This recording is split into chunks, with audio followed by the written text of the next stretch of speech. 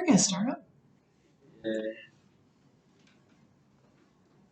We are on the chapter 27 student work. Go ahead and open your books to that. We're going to begin in Matthew 12, or 21, beginning at verse 23 of Matthew 21. And this is Jesus in the temple talking to the Pharisees, talking to the Jewish leaders. And when Jesus entered the temple, the chief priests and the elders of the people came up to him as he was teaching and said, "By what authority are you doing these things? And who gave you this authority?" Jesus answered them, "I also will ask you one question, and if you will tell me the answer, then I also will tell you by what authority I do these things. The baptism of John, from where did it come? From heaven or from man?"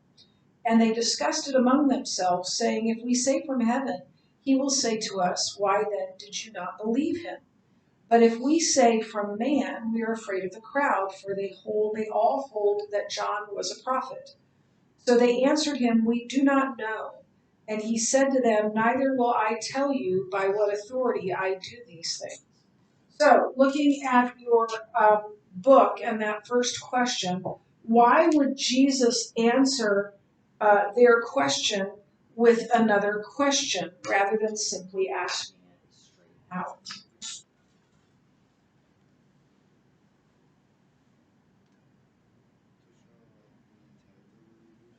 Okay, to get to their intentions, to get to their true beliefs. What else?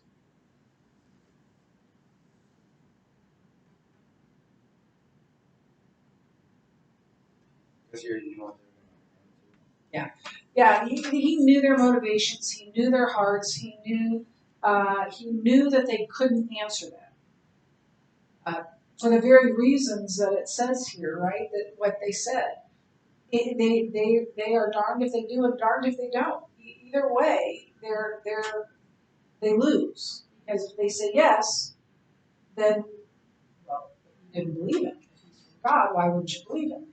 If they say no, then the people are going to say, "What do you mean you don't believe John?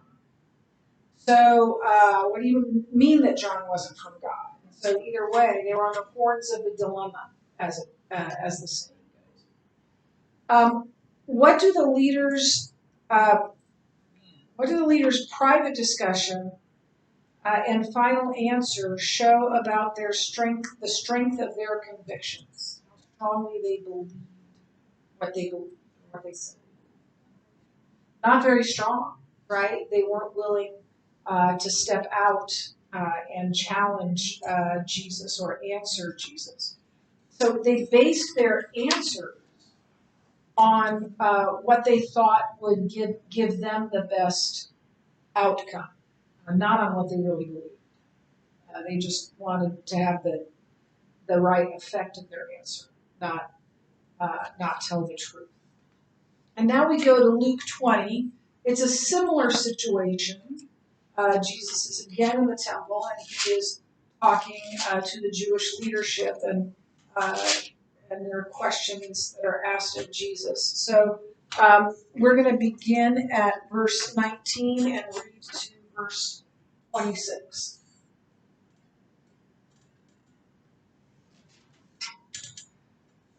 Paying taxes to Caesar. The scribes and the chief priests sought to lay hands on him, meaning Jesus, at that very hour, for they perceived that he had told this parable, and it was the parable about the wicked tenants, and he was saying that the wicked tenants, the wicked people that were renting the place or were just working at the place, that he was talking about them.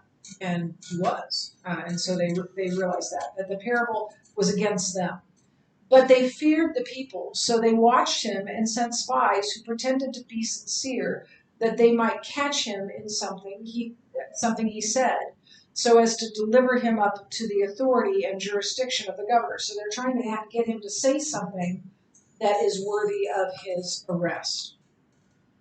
So they asked him, "Teacher, we know that you speak and teach rightly and show no partiality, but truly teach the way of God." Do you think they're sincere there?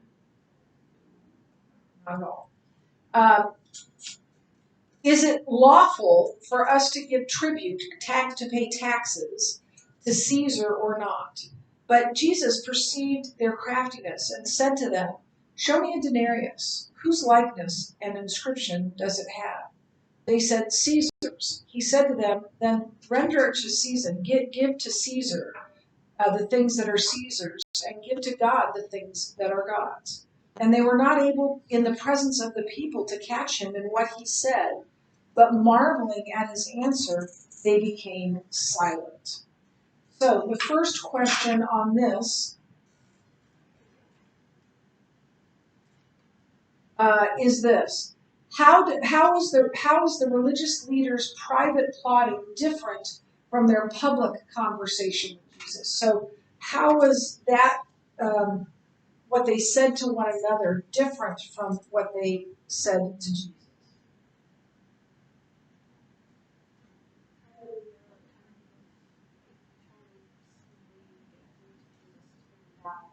When they're speaking, they're trying to make it seem like an actual question and not.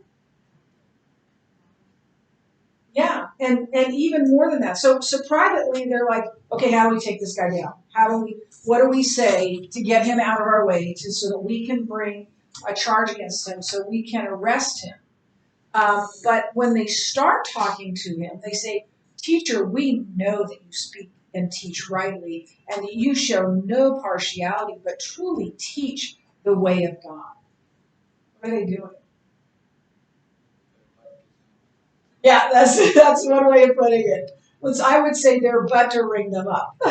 Yeah, him up. Yeah, they're trying to catch him off guard, like trying to flatter him, and so that he'll be like, "Oh, these guys learned so bad. Thanks, guys." Does it work? No, it doesn't work at all. Jesus knows exactly. I'm sure inside he was like, "Oh, you have no idea who I am." So then the second question is, so after they plotted his arrest, they flattered him with their words. That's what's called two-faced, right? And that's certainly what they were. What do you think Luke means when he says they marveled at or were amazed by his answer?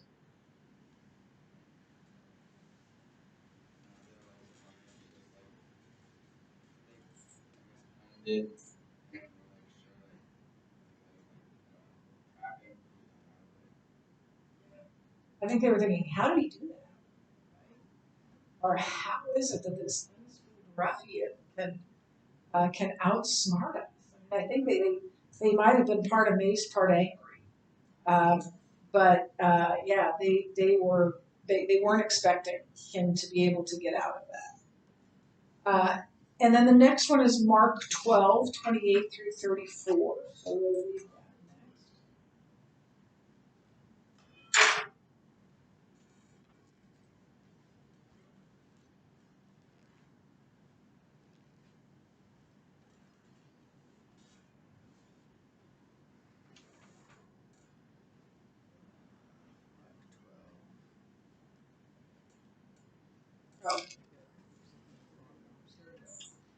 next. So the great commandment. And one of the scribes came up and heard them disputing with one another, and seeing that he answered them well, asked him. So this scribe comes up in the middle of one of these conversations with the leaders, and he sees that Jesus is answering well.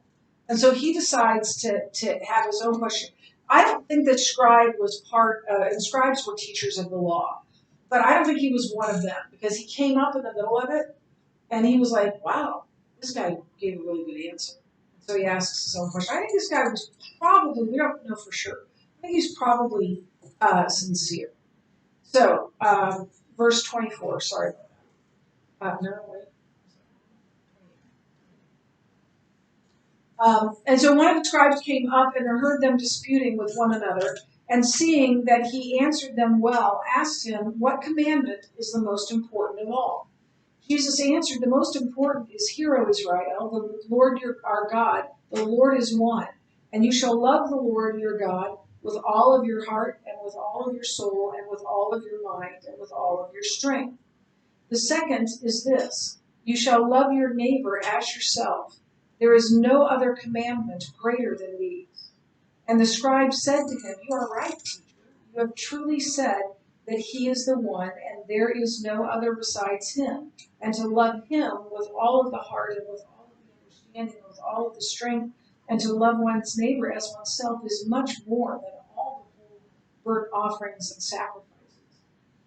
And when they saw that he answered what Jesus saw that he answered wisely, he said to him, You are not far from the kingdom of God. And after that, no one dared to ask him any more questions. So Jesus's answer is what's called in Judaism the Shema, Shema. It's from Deuteronomy 6, which says, Hear, O Israel, the Lord your God, the Lord is one, and you shall love the Lord your God with all your heart, with all your mind, with all your soul, with all your strength. And that word Shema is the Hebrew for hear. And so God himself said these are the most important commandments, and of course Jesus understood that. So why do you think that everyone was too intimidated to ask more questions after Jesus after this incident?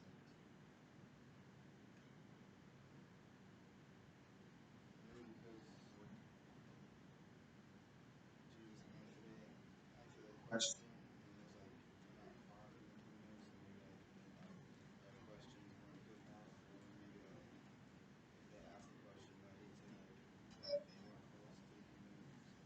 Yeah, yeah. They maybe saw that as an indictment on them, not just a nice thing to say to that guy. Yeah, It might have been like. yeah. I think especially after seeing Jesus do this multiple times, like we can't run this. There's just no way. He's just too smart. It's like playing any word game with my nephew. I have another nephew. This one's name is Willie. He's brilliant, and there's no way. And when we play Mafia as a family, uh, if the Mafia are Willie and his sister Sarah, we just have to get up together because they're just so brilliant that you can't win. And I think that that's kind of what is happening here. And then finally, let's look at John 12. It might not be finally. Yeah, it's John 12. And I want to tell you that the vast majority of scholars place this on the Saturday before Jesus was crucified. So that's where I put it. Your curriculum doesn't. And so your curriculum is going to talk about it briefly. But I'm not going to lecture over it. You already know this story. We've already talked about it in much greater detail than the curriculum goes. So we're going to look at John 12, 1 through 8, and of course you're familiar with this story of Mary. They knock out 6 days before Passover. Jesus therefore came to Bethany, where Lazarus and his was whom Jesus had raised from the dead, because they don't think it was 6 days before. They think John moved it. I don't think there's any discrepancy between the Synoptic Gospels version of this and this one. I believe it was 6 days before. So, and I think the vast majority of scholars would agree with me and not with curriculum. I'm not trying to say that. I agree. Let's put it this way. I agree with that. But your curriculum places is a little at odds with other theologians. So Mary anoints Jesus at Bethany. So they gave a dinner for Jesus there. Martha served, and Lazarus was one of those reclining with him at table. Mary therefore took a pound of expensive ointment made from pure nard and anointed the feet of Jesus and wiped his feet with her hair. The house was filled with the fragrance of the perfume. But Judas Iscariot, one of his disciples, he who was about to betray him, said, Why was this ointment not sold for 300 denarii and given to the poor? He said this not because he cared about the poor, but because he was a thief and having charge of the money bag, he used to help himself to what was put into it. Jesus said to her, "Leave her alone, so that she may keep it for the day of my burial. For the poor you will always have with you, but you do not always have me." So the first question is this. If you were an observer when Mary anointed Jesus' feet, would you have sided with Judas or Mary? Imagine you don't know about what John says in verse 6. So, who do you think you'd be siding? Probably, yeah. What, anybody think that's okay? What? Jesus was right. Like, you think that Jesus was right? Yeah. No. If you had been there, would you think Judas was right? Like if you had been one of the people Yeah, probably. And in part, not just because, wow, that's really 300 denarii worth of, wow, that, and you're just pouring it on the dude's head. But I think also, think about what she is doing. Think about the cultural aspect that we talked about. She let down her hair. Never do that in front of men who aren't your husband, right? She's touching a man who is not her husband in public. And then anointing him with this oil. Didn't even ask permission, just started doing it. And that would have been outrageous to them. So I think it was more than just Judas they are going, we want this for whatever reason, whether it's the money or some other reason. What do you think motivated Mary to sacrifice an item worth a year's wages?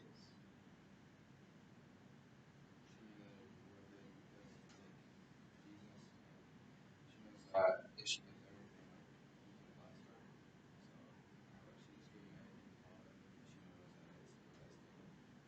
She really gets who he is, right? She really understands. And no sacrifice is too great for him. That is true today as well. No sacrifice is too great for him. Mary is a beautiful example of that. We'll talk about this just really, really briefly when we get to the chapter for this, or the lecture for this chapter, but just briefly because you already have heard it.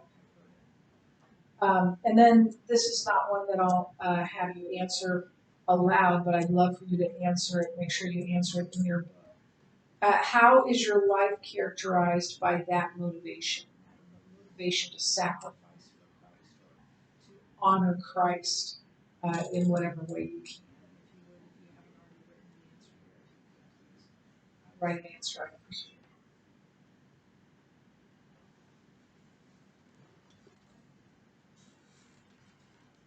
And that should be all we're doing for today. So you have the rest of the hour to